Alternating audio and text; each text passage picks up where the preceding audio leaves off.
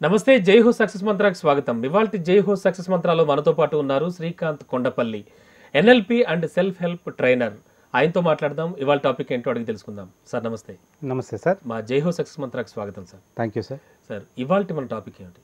ఈరోజు మనం మాట్లాడుకునే టాపిక్ మన అంచనాలకి మన వాస్తవానికి ఎందుకు వ్యత్యాసం ఉంటుంది అనే టాపిక్ సార్. ఓ అంటే reality and expectations. Yes, sir. నిజంగా సార్ ఈ పదాలు కూడా మనం చూస్తే చాలా చిన్నగా సింపుల్ గానే ఉంటాయి, కానీ చాలా చాలా లోతు అర్థం ఉన్నటువంటి పదాలు ఇవి. అవును సార్. అంటే ఎక్స్పెక్టేషన్స్ ఉన్నట్టుగా ఎందుకని, అంటే వాస్తవ పరిస్థితి ఎందుకని ఉండదు అనుకోవచ్చు అంటారు. అసలు వీటి రెండింటి మధ్యలో ఉన్న తేడా ఏమిటి అసలు? ఈ ముఖ్య కారణం ఏంటి సార్ అంటే ఎక్స్పెక్టేషన్ అనేది మనిషి యొక్క మనసు ద్వారా సృష్టించబడేది. మిగిలిన జంతువులకి మనిషికి చూస్తే మనిషికి ఉన్న బ్రెయిన్ ఒక అద్భుతమైన కంప్యూటర్ లాంటిది. అదొక మంచి మల్టీమీడియా కంప్యూటర్ లాంటిది. అది ఎన్నో చిత్రాలని ఎన్నో ఊహల్ని మన మనసులో కల్పించగలుగుతుంది.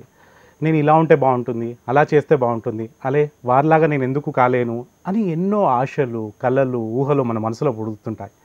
అందులోంచి కొన్ని మనం ఒక అంచనాగా పెట్టుకుంటాం, ఇలా అవుతే బాగుంటుంది అని.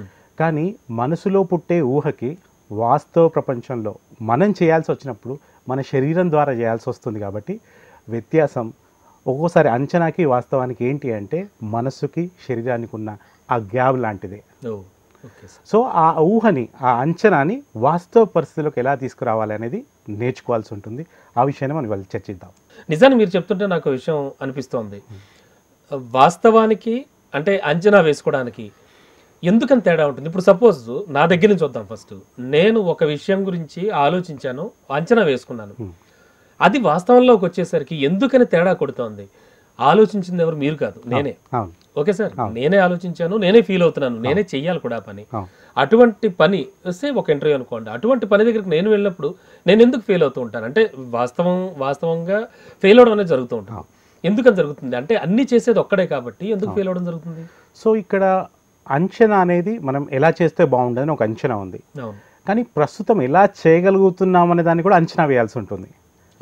అంటే ప్రజెంట్ ఉన్న పరిస్థితి, ప్రస్తుతం వస్తున్న ఫలితం ఏంటి, ఈ ఫలితానికి మనం కోరుకుంటున్న విషయానికి మధ్యన గ్యాప్ ఎంత ఉంది అనేది ఎవరైతే కరెక్ట్గా అంచనా వేయగలుగుతారో, దాన్ని అనలైజ్ చేయగలుగుతారో, ఆ గ్యాప్ని సిస్టమేటిక్గా ఫుల్ఫిల్ చేయగలుగుతారో ఒక బ్రిడ్జ్ కట్టడం లాంటిదండి. ప్రతి వ్యక్తికి తన వాస్తవ పరిస్థితికి, తన ఎక్స్పెక్టేషన్కి ఒక మంచి బ్రిడ్జ్ కట్టాలి అంటే ఆ బ్రిడ్జ్ ఎంత దూరం ఉండాలి, ఎంత ఎత్తులో ఉండాలి అనేది మనం ఎలాగైతే ఆలోచిస్తామో, ప్రస్తుతం ఎక్కడున్నానో తెలిస్తే నేను వెళ్ళాలనుకుంటున్న ప్రదేశానికి ఆ మధ్యన అంచనా వేయగలుగుతాం. సో మన ఎండ్ రిజల్ట్ అయిన అంచనాని అర్థం చేసుకోవడం చాలా ముఖ్యము. ప్రస్తుత పరిస్థితిని అర్థం చేసుకోవడం చాలా ముఖ్యం. దాన్ని బట్టి నేను ఇది రీచ్ కావడానికి అత్యంత ముఖ్యమైన సమయం ఎంత ఉందని అంచనా వేసుకోవాలి. సమయాన్ని కేటాయించినప్పుడు, ఆ సమయంలో మనం ఎఫర్ట్ పెట్టినప్పుడు, శ్రమించినప్పుడు మనం అనుకున్న ఏదైతే ఒక ఊహ లేదా ఒక వాస్తవాన్ని అంచనా వేస్తున్నామో దాన్ని తప్పకుండా అందుకోగలుగుతాం. ఓకే, అంటే నాణ్యానికి మరోవైపు అన్నట్టు ఒక విషయం మాట్లాడుకుందాం మనం. ఇప్పుడు ఓకే, ఒక అంచనా వేసుకుని ఒక చోటకి ఒక ఇంటర్వ్యూకి అటెండ్ అవ్వడం జరిగింది, బట్ అక్కడ వాస్తవ పరిస్థితి భిన్నంగా ఉంది, ఫెయిల్డ్.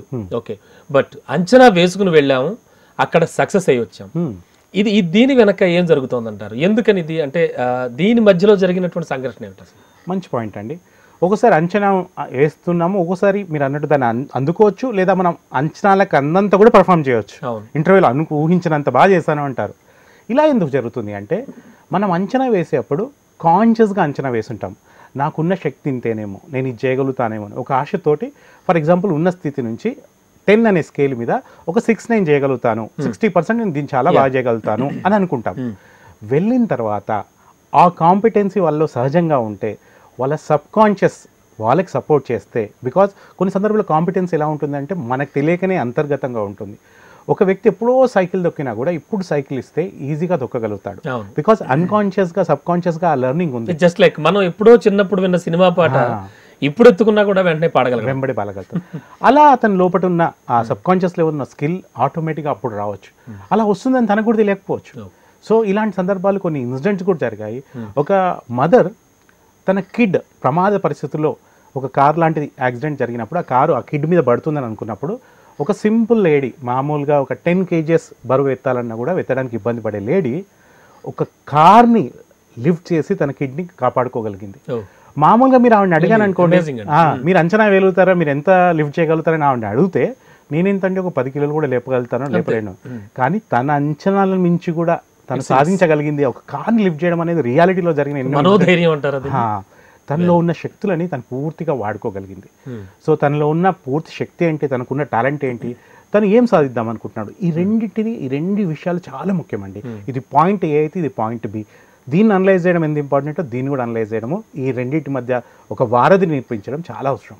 ఓకే సార్, అతిశయోక్తి అంటారు, మనకు తెలియదు కదా ఈ పదం. అయితే అంటే ప్రతిదీ కాస్త ఎక్కువగా ఊహించుకోవడం, ఆలోచించుకోవడం. అంటే ఈ అంచనా వేయడంలో అతిశయోక్తి అనేది ఎక్కువ ఏమైనా పార్ట్ చేస్తూ ఉంటుందంటారా, అది ఎక్కువ ప్రభావం చూపిస్తూ ఉంటుందంటారా? కొంతవరకు అండి. అంటే కొంతమందికి ఎలా ఉంటుందంటే వాళ్ళ సంతోషాన్ని పగటి కళ్ళలో వెతుకుంటుంటారు. ఒక సినిమాకి వెళ్ళినప్పుడు ఆ సినిమాల్లో హీరోకి 6 ప్యాక్ ఉన్నా, లేదా ఒక రకమైన అచీవ్మెంట్ చేసినా, నేను కూడా చేస్తే బాగుంటుంది, నేను కూడా ఇలా చేస్తే ఎలా ఉంటుంది, నాకు ఒక అలాంటి హీరోయిన్ దొరుకుతుందేమో అని ఊహల్లో బతుకుతారు. తప్పేం లేదు. కానీ ఆ ఊహలని బేస్ చేసుకొని వాస్తవంలో కొన్ని అంచనాలు వేసుకుంటే మాత్రం ఇక్కడ మనం అతిశయోక్తి అనే పదం వాడచ్చు. ఎందుకంటే మనం ఉన్న ప్రస్తుత స్థితిని అంచనా వేసే కొంచెం ఉన్నత స్థితికి ప్లాన్ చేసుకోవాల్సి ఉంటుంది. కాబట్టి ఆ ఉన్నత స్థితిని ఎలా వెళ్ళాలి అనే అంచనా క్లారిటీ ఉండాలి. అది రియాలిటీ ఎలా అయినా కానివ్వండి, బట్ ఫస్ట్ మాత్రం అంచనా విషయంలో చాలా కేర్ఫుల్గా సార్. అంచనా విషయంలో అంటే మనం వేసేటువంటి, అంటే ఒక అందాజుగా అంటూ ఉంటారు జనరల్ గా ఏదైనా సరే విషయం చెప్పేటప్పుడు, ఈ అంచనా వేసేటప్పుడు ఎటువంటి విషయాల్ని ప్రామాణికంగా తీసుకోవాలి, అంటే ఏ విషయాలు గుర్తుపెట్టుకోవాలి? చాలా మంచి పాయింట్ అండి. ఏ విషయంలో అయితే మనం అంచనా వేస్తున్నామో దానికి సంబంధించిన పరిపూర్ణమైన నాలెడ్జ్ మనకుందా, ఆ నాలెడ్జ్ చాలా ఇంపార్టెంట్. అలాగే దానికి సంబంధించిన సోర్స్ అయిన ఇన్ఫర్మేషన్ గ్యాదర్ చేయాలి. అంటే నేను క్యాపబుల్లా కాదా అనేది నాకు తెలియాలి, నాకు ఎన్ని విషయాలు తెలుసు, ఈ విషయంలో ఇంకేమేమి సేకరించాల్సి ఉంటుంది అనే సమాచారాన్ని సేకరించడం, దానికి సంబంధించిన సమగ్రమైన అవగాహన రావాలి, ఆ నాలెడ్జ్ ఉండాలి. నాలెడ్జ్ ఉండడం ఫస్ట్ స్టెప్ మాత్రమే. నాలెడ్జ్ ఉన్నంత మాత్రమే మనం విషయాన్ని చేయలేకపోవచ్చు. ఫర్ ఎగ్జాంపుల్ కొంతమందికి మీరు చూసే ఉంటారు, కార్లో గేర్ ఏంటి, క్లచ్ ఏంటి, బ్రేక్ ఏంటి అన్నీ వాళ్ళకి తెలుసు, కానీ కీస్ ఇచ్చి నడపమంటే వాళ్ళు నడపకపోవచ్చు. కార్ ఎలా పనిచేస్తుందని నాలెడ్జ్ ఉంది, తెలియడం వేరు, చేయటం వేరు. సో ఈ నాలెడ్జ్ స్టేజ్ నుంచి సెకండ్ స్టేజ్ స్కిల్కి వెళ్ళాలి మనం. స్కిల్, సో ఈ నైపుణ్యం నాకుందా, నైపుణ్యం అనేది చేయడం ద్వారానే వస్తుంది. సో చేస్తూ ఉంటే ఒక్కసారి చెక్ చేసుకోవాల్సి ఉంటుంది, నాకు ఈ విషయం తెలుసు కానీ నేను చేయగలుగుతానా, చేయగలిగే స్టేజ్. ప్రాక్టికల్గా మనం కార్ విషయంలో ఏం చేస్తాము, పక్క ఒక డ్రైవర్ లాంటి సపోర్ట్ తీసుకొని ఒక లెర్నింగ్ స్టేజ్లో నేర్చుకుంటుంటాము, పక్కకు వాళ్ళు గైడ్ చేస్తుంటారు. అలాగే ఆ పనిలో ఫస్ట్ ఒక ట్రయల్ మెథడ్ లాగా, ఫర్ ఎగ్జాంపుల్ నేను ఒకటి అచీవ్ చేయాలనుకుంటున్నాను కానీ అది అవుతుందో కాదు అన్నప్పుడు ఒక అప్రెంటిషిప్ లాగా ఇంకో వ్యక్తి దగ్గర ఆ పనిని నేర్చుకోవడం ద్వారా ఒక అవగాహన వస్తుంది. నాలెడ్జ్ 100% ఉంది, స్కిల్ లెవెల్లో నేను ఎక్కడున్నానో చెక్ చేసుకుంటాం. ఇది రెండో స్టెప్ అండి. మూడో అత్యంత ముఖ్యమైనది ఏంటి అంటే యాటిట్యూడ్ అంటాం. యాటిట్యూడ్ అంటే ఈ విషయం గురించి నేను ఏం నమ్ముతున్నాను, ఒక వ్యక్తి ఏం నమ్ముతున్నాడు అని చాలా ఇన్ఫ్లుయెన్స్ ఉంటుంది. అతని నమ్మకాన్ని అతను ఎప్పుడు దాటలేడు. ఫర్ ఎగ్జాంపుల్ చేయగలుగుతాను అనుకుంటే చేయగలుగుతాడు, చేయలేను అనుకుంటే ఎప్పటికీ కూడా చేయలేడు. సో ఈ యాటిట్యూడ్ అనేది నమ్మకాల యొక్క మూలం. సో ఫస్ట్ నాలెడ్జ్ సంపాదించుకోవాలి, మనం అంచనా వేస్తున్నదాన్ని అచీవ్ చేయాలంటే. 2 స్కిల్స్ సంపాదించుకోవాలి. 3 నమ్మకాన్ని కల్పించుకోవాలి. ఆ తర్వాత అత్యంత ముఖ్యమైనది రోజువారీగా మనం కోరుకుంటున్న దాని వైపు ఒక్కొక్క అడుగు వేస్తూ సరైన అలవాట్లు ఏర్పరచుకోగలగాలి. సో దీన్ని మనం సింపుల్గా గుర్తుపెట్టుకోవడం కోసం క్యాష్ అంటాము. K stands for knowledge, A stands for attitude, S stands for skill, H stands for habit. ఎవరి క్యాష్ అయితే క్లియర్గా ఉంటుందో వాళ్ళు వాళ్ళ ప్రస్తుత స్థితికి, వాళ్ళ అంచనా వేస్తున్న స్థితికి ఈజీగా అందుకోగలుగుతారు. సార్ సమ్ టైమ్స్ ఇప్పుడంటే పాజిటివ్ వైపు నుంచి ఆలోచిద్దాం. వేసిన అంచనాకి అండ్ రియల్గా వాస్తవ పరిస్థితులకి అసలు అత్యద్భుతమైన ఫలితాలు వచ్చేస్తూ ఉంటాయి, మీరు ఊహించరు కూడా. అంటే జస్ట్ లైక్ సెకండ్ క్లాస్లో పాస్ అవుతాడు అనుకున్న విద్యార్థి డిస్టింక్షన్లో పాస్ అవ్వడం, అంటే జస్ట్ ఒక చిన్న నాకు తెలిసిన ఎగ్జాంపుల్ చెప్తాను మీకు. ఓకే, అంటే మరి నిజంగా వాడికి అద్భుతమే. ఇప్పుడు వాడు ఖచ్చితంగా సెకండ్ క్లాస్ లేదా బిలో యావరేజ్ స్టూడెంట్ అయి ఉండొచ్చు. అలాంటి వాడు అల్టిమేట్గా వాడికి వచ్చినటువంటి ఫలితం అది బికాస్ ఆఫ్ వాడు ఎగ్జామ్ ముందు చదివిన ఒక వారం రోజుల ముందు చదవడం వల్ల అలా ఏదో ఒక చిన్నపాటి అద్భుతం జరిగి వాడు అలా వచ్చి ఉండొచ్చు. సో ఇటువంటి వాటిని ఎలా విశ్లేషించవచ్చు రియల్గా కూడా? సో ఇలాంటి అద్భుతాలు చూసినప్పుడు ఏమనిపిస్తుంది అంటే ఒక్కోసారి అదృష్టమైన ఉందా అనిపిస్తుంది. వీడు ముందు రోజు చదివిన ఆ 4 ప్రశ్నలే పరీక్షలో ఎందుకు వచ్చాయి అనేది కూడా ఒక చిన్న ప్రశ్న ఉంటుంది. అయితే ఇక్కడ మనం అర్థం చేసుకోవాల్సింది, అదృష్టాన్ని ఒక వ్యక్తి చాలా అద్భుతంగా డీకోడ్ చేశాడు. అసలు ఈ అదృష్టం ఎలా పనిచేస్తుంది అని. ఈ అదృష్టాన్ని ఎప్పుడైతే అదృష్టం అనేది ఉంటుందంటారా? ఉంటుందండి. అయితే దాన్ని ఎలా ఉంటుంది, ఎలా పనిచేస్తుందని దాన్ని డీకోడ్ చేస్తే 2 విషయాలు అదృష్టానికి మూలమని అర్థమైంది. ఒకటేమో అవకాశం ఉండాలి, రెండేమో ప్రిపేర్డ్నెస్ ఉండాలి, సన్నద్ధంగా ఉండాలి. ఎవరైతే సన్నద్ధంగా ఉన్నారో వాళ్ళ ముందుకు అవకాశం వచ్చిందో ఈ రెండు కలిసిన వ్యక్తినే మనం అదృష్టవంతం అంటాడు. Luckiest fellow. ఆ రాత్రి ఆ అబ్బాయి ఆ 4 ప్రశ్నలు చదవడం వల్ల సన్నద్ధమయ్యాడు. అతనికి అనుకోకుండా ఆ 4 ప్రశ్నలే పరీక్షలో వచ్చాయి, అవకాశం వచ్చింది కాబట్టి అదృష్టం కలిసి వచ్చింది. ఒకవేళ ఆ 4 ప్రశ్నలు ఈజీ వచ్చినా కూడా ఇతను సన్నద్ధంగా లేడనుకోండి, అతను మనం అదృష్టవంతుడు అన్నాం. సో అదృష్టం అనేది ఒక ఆపర్చునిటీకి, ఒక ప్రిపేర్డ్నెస్కి ఒక మీటింగ్ పాయింట్ లాంటిది. కాబట్టి కొన్ని సందర్భాల్లో మన అంచనాలో చాలా సహకరిస్తుంది అది. కొన్ని సందర్భాల్లో మనం ప్రిపేర్డ్ ఉన్నా కూడా మనం అనుకున్న అవకాశం రాకపోవచ్చు. ఇలా ఉదాహరణకి ఫర్ ఎగ్జాంపుల్ 1938లో ఒక ఒలింపిక్స్ కోసం ఒక వ్యక్తి బాగా ప్రిపేర్ అయ్యేవాడు. ప్రిపేర్ అవుతున్నప్పుడు అతను మిలిటరీలో పనిచేసేవాడు. అందరూ అనుకున్నారు ఇతను ఎలాగైనా కూడా ఈ ఒలింపిక్స్లో షూటింగ్లో గోల్డ్ మెడల్ కొడతాడు మన దేశం నుంచి అని, హంగరీ దేశం నుంచి. సో ఇతను కొడతాడు అని ఆ 38 వరకు అందరూ బాగా ఎక్స్పెక్ట్ చేస్తున్నారు. చాలా మంచి అంచనాలు ఉన్నాయి, మన దేశానికి పేరు తీసుకొస్తున్న అంచనాలు ఉన్నాయి. ఇతను మిలిటరీలో కూడా ఒక సోల్జర్. సో సోల్జర్గా ఉండడం క్రమంలో కొన్ని సందర్భాల్లో ప్రాక్టీస్ చేస్తున్నప్పుడు అనుకోకుండా అతని చేతిలో ఒక గ్రెనేడ్ పేలిపోయిందండి. ఆ గ్రెనేడ్ పేలిపోవడం వల్ల అతను ఆల్మోస్ట్ రైట్ హ్యాండ్ మొత్తం డ్యామేజ్ అయిపోయింది. అతనికి అంచనాలు ఉన్నాయి, అతని దేశానికి కూడా అంచనాలు ఉన్నాయి. ఈ వ్యక్తి మాకు తీసుకురాబోతున్నాడు ఒలింపిక్స్లో, 1940 ఒలింపిక్స్లో ఇతనే తీసుకొస్తాడు అని షూటింగ్లో. సో అలాంటి అంచనాలు ఉన్న వ్యక్తి రియాలిటీకి వచ్చాక, వాస్తవ పరిస్థితులకు వచ్చాక ఒక ప్రమాదం వల్ల అతను కుడి చేయినే కోల్పోయాడు. ఎప్పుడైతే కుడి చేయిని కోల్పోయాడో అతని దేశము, అతని దగ్గర వాళ్ళందరూ కూడా అంచనాలు తగ్గించుకున్నారు. ఇక ఇతని వల్ల అయితే కాదు, ఇతని కంటే అతను ముఖ్యంగా షూటింగ్ చేస్తే రైట్ హ్యాండే పోయింది, ఇంకేం చేయగలుగుతాడులే అని చెప్పేసి. అయితే ఆ 1 year ఫస్ట్ 1 month అతను కూడా బాగా డిప్రెస్ వెళ్ళిపోయాడు. ఏంటి నా అంచనాలు ఇలా కింద పైన అయిపోయాయి, సో ఇలా జరుగుతుంది ఏంటి, అంత దేశంలో ప్రతి గోల్డ్ మెడల్ నేనే సంపాదించాను కదా, నేషనల్ విన్నర్ని కూడా నేనే కదా, ఒలింపిక్స్కి వచ్చేవరకు ఇలా జరిగిందని చాలా బాధపడ్డాడు. కానీ ఒక నెల కాగానే తను రియలైజ్ అయ్యి నా కుడి చేయి పోయిందేమో కానీ దేవుడిచ్చిన ఇంకో చేయి ఉంది కదా అని తన దృష్టిని ఎడమ చేయి వైపు మలిపించాడు. 1938 నుంచి 1939 వరకు అంటే 1 year లెఫ్ట్ హ్యాండ్ తోటి బాగా ప్రాక్టీస్ చేయడం స్టార్ట్ చేశాడు. ఈ విషయం ఎవరికీ తెలియదు, ఈవెన్ వాళ్ళ కొలీగ్స్ కూడా తెలియదు. తను కోరుకున్న దాన్ని సాధించాలని చెప్పేసి తిరిగి తన అంచనాని 1948 మీద పెట్టాడు. ఓన్లీ ఎడమ చేతితోనే వెళ్ళి ఒలింపిక్స్లో గోల్డ్ మెడల్ కొట్టాడు. అదే కాకుండా నెక్స్ట్ ఇయర్ కూడా కొట్టి చూపెట్టాడు. సో ఒక 25 సంవత్సరాలు అప్పుడు జరిగిన ఒక సంఘటనని లైఫ్లో బ్యాడ్గా తీసుకోకుండా తన వాస్తవాన్ని మెరుగుపరుచుకుంటూ 19 మళ్ళీ మనం మాట్లాడుకున్నట్టు 48కి వచ్చే వరకు 38 years అప్పుడు తన అంచనాలను అచీవ్ చేస్తాడు. సో ఈ ఎగ్జాంపుల్ మనకి ఏం చెప్తుందంటే ఎలాంటి పరిస్థితుల్లో ఉన్నా సరే మన వాస్తవాన్ని మెరుగుపరచుకోవచ్చు. కావాల్సిందల్లా మన దృష్టి, మన యాటిట్యూడ్ అనుకున్నాం కదా, చెయ్యి పోయిందని బాధపడ్డా లేదా ఇంకో చెయ్యి ఉందని దాని మీద దృష్టి పెట్టాడా అనేదే చాలా ఇంపార్టెంట్ అండి. సో ఎవరైతే ఇలా ఆలోచిస్తారో తప్పకుండా ఒకరోజు వాళ్ళ అంచనాలన్నీ వాళ్ళు అందుకుంటారు. ఓకే అండి.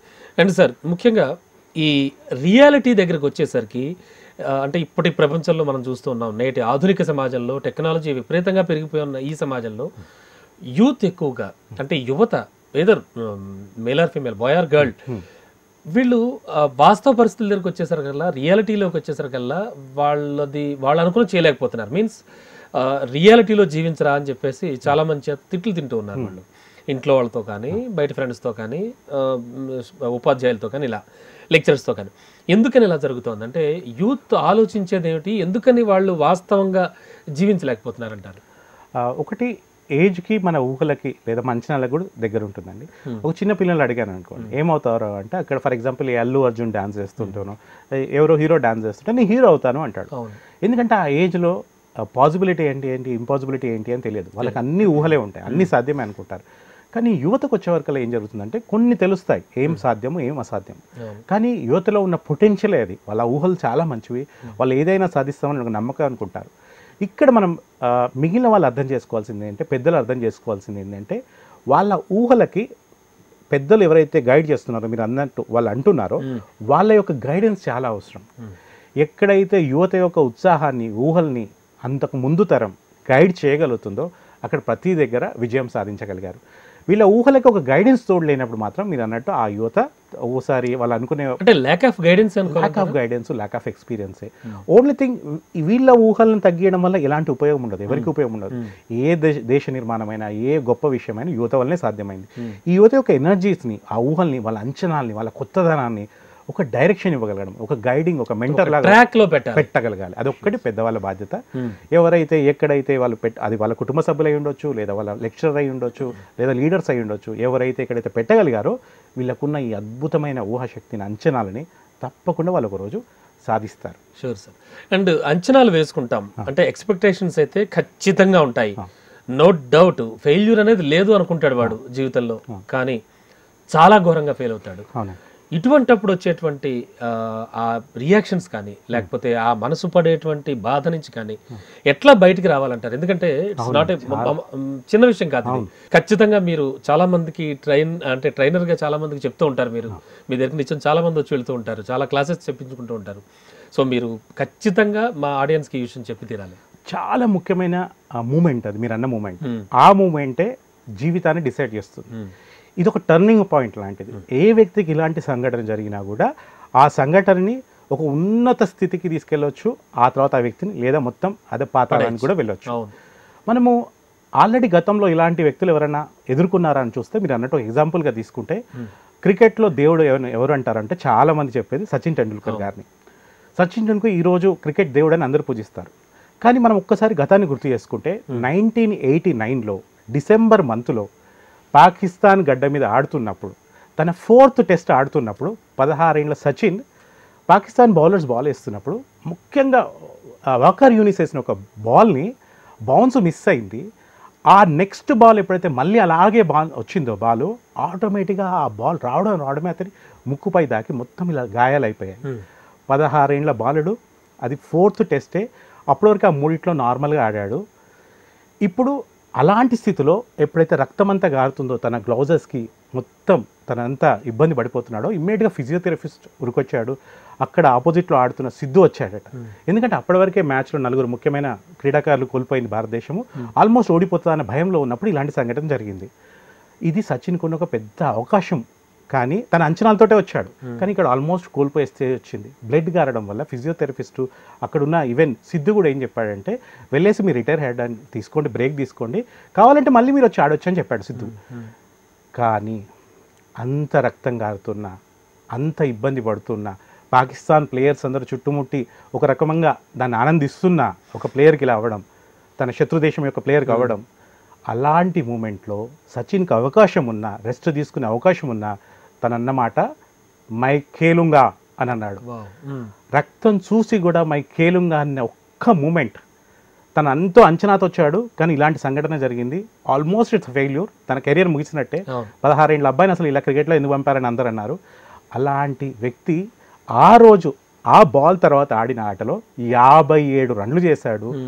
దాదాపు సిద్ధుతో కలిసి 100 కన్నా ఎక్కువ పరుగుల పార్ట్నర్షిప్ ఇచ్చాడు. అతను భారతదేశ చరిత్రకి ఒక ముఖ్యమైన క్రీడాకారుడుగా ఆ రోజు పుట్టాడు.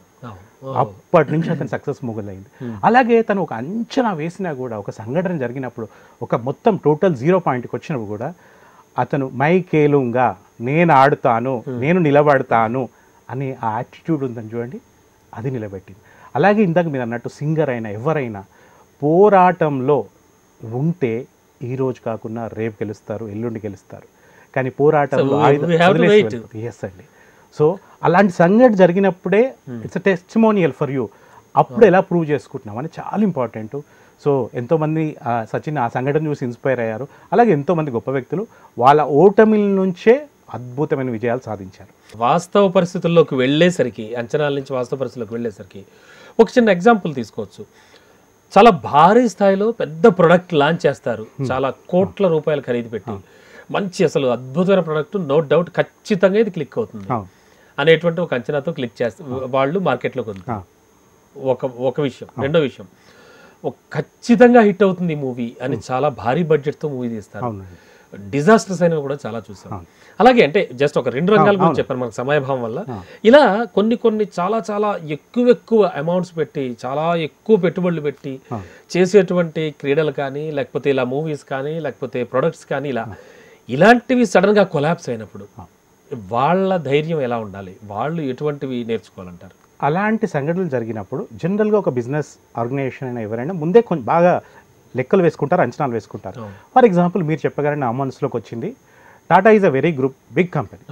వాళ్ళు భారతీయ ప్రజల కోసం ఒక అతి సామాన్యమైన అందరికీ ఉపయోగపడే ఒక నానో కారు తయారు చేయాలనుకున్నారు. Yes, sir. చాలా పెద్ద అంచనాలతోటి, చాలా పెద్ద అంచనాలతోటి అందరికీ ఉపయోగపడేది. అందరూ మధ్యతరగతి పిల్లలు వాళ్ళు లేదా కింద వాళ్ళు. రతన్ టాటా లాంచ్ చేసేప్పుడు కూడా చెప్పాడు సార్ ఆ కార్ గురించి, ఇది పేదవాడి కార్.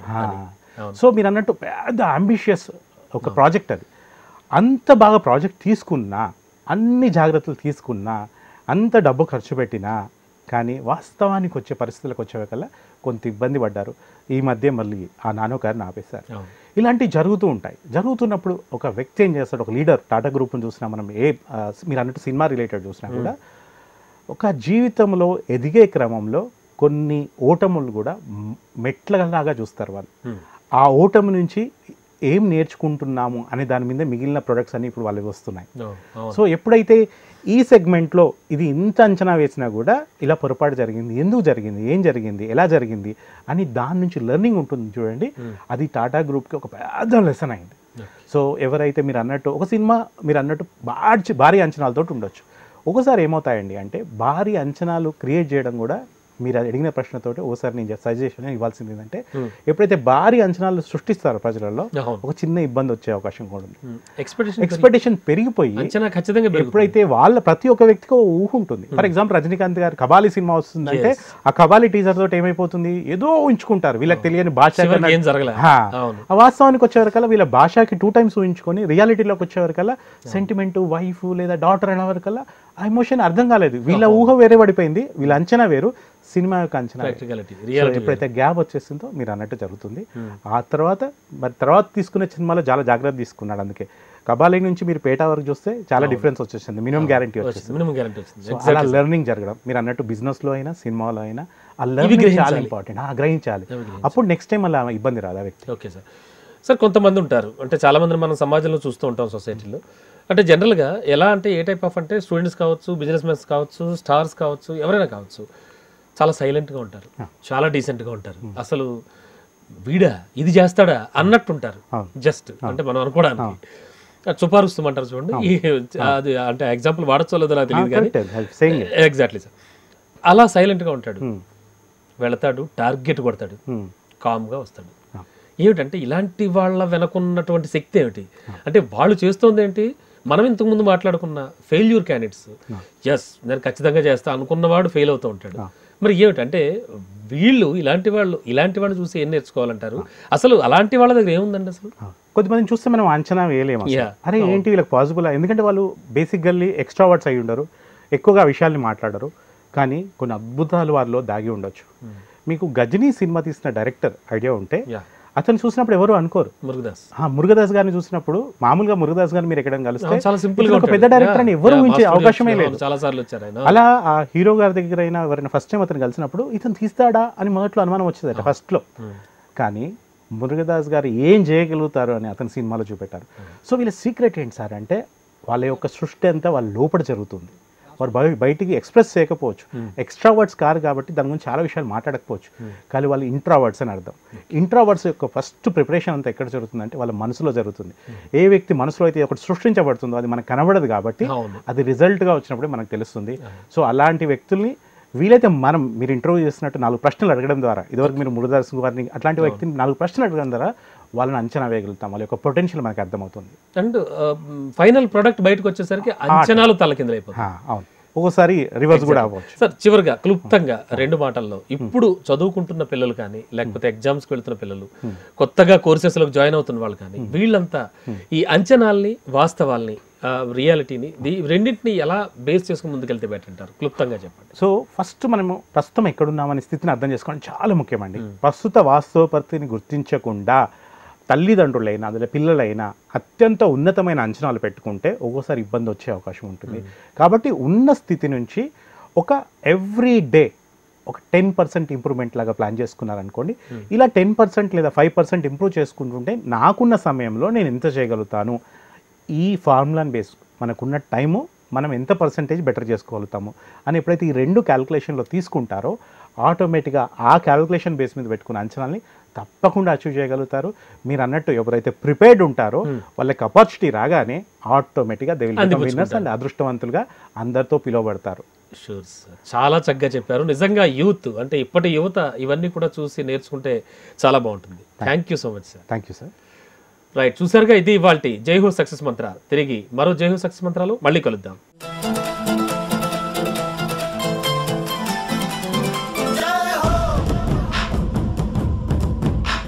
ఉపన్యాస కళలో మీరు నిష్ణాతులు అవ్వాలనుకుంటున్నారా? అయితే మీ కొరకే వక్త. వివరాల కోసం సంప్రదించాల్సిన ఫోన్ నంబర్ 9553586062.